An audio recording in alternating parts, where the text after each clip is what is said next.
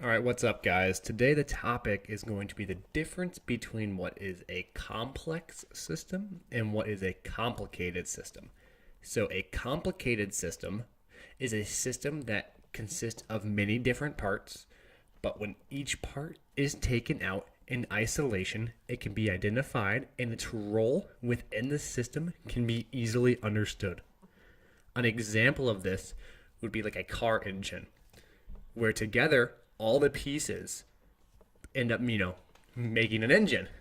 But when you take, let's say, a piston breaks, you can take out a piston and put a new one in and understand in isolation how a broken piston is going to affect the rest of the car. That is a complicated system. A complex system is very different.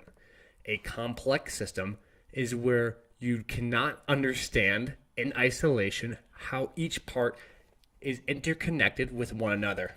So an example of this is like the weather or the human body, right? We can't quantify specifically all the exact details of how all of these inner working, interconnected parts are going to influence one another.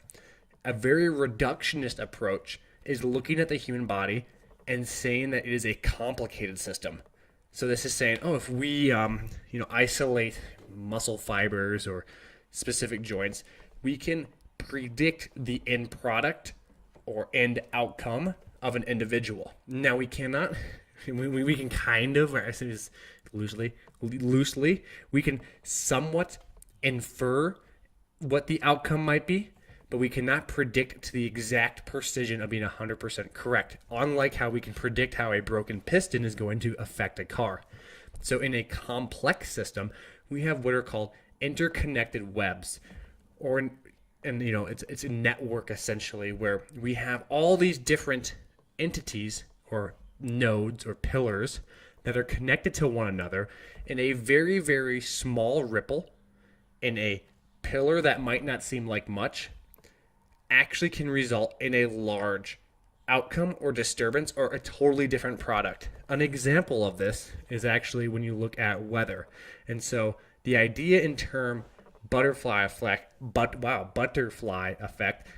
comes from an individual's last name is Lorenz, Lorenz. Spell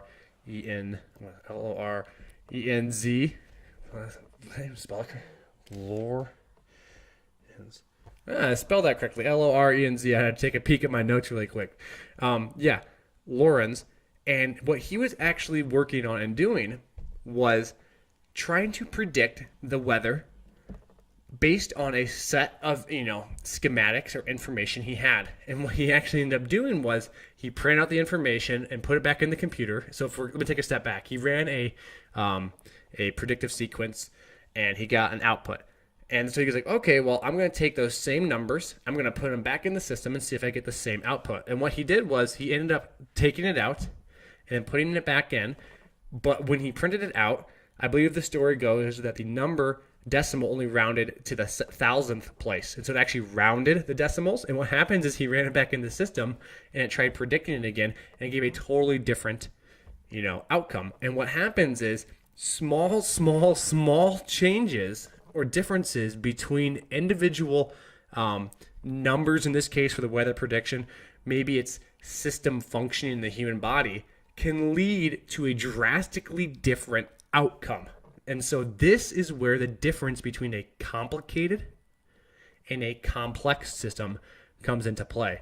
A complex one is definitely much more like the weather and ecosystem, while a complicated one is easy to refer to as an engine or something with a lot of moving parts like an assembly line, but can be easily understood, or each part can be easily understood in the role that it plays. So this helps explain why when we look at performance, health optimization, wellness, all these are complex processes that require a very deeply interconnected web of the human body, human body in terms of the mechanical properties, the properties, also the psychological properties, and the environment that we're in all these influences play a role into the output that we get. And so a complex system cannot be predicted unless every single variable in the complex system is understood at that given instantaneous moment, which obviously it cannot be. And so this is where we need to appreciate what complexity is and how, as practitioners, as individuals that want to become better at what we are, our goals, that there's always an aspect that we need to appreciate in more detail outside of the reductionist approach of a complicated system. Hopefully that makes sense, guys. I appreciate it, and sorry for stumbling through some of the words. I don't know, it's a little late here, so try to keep my mind right as I go through this, and appreciate you guys, and I hope you enjoyed.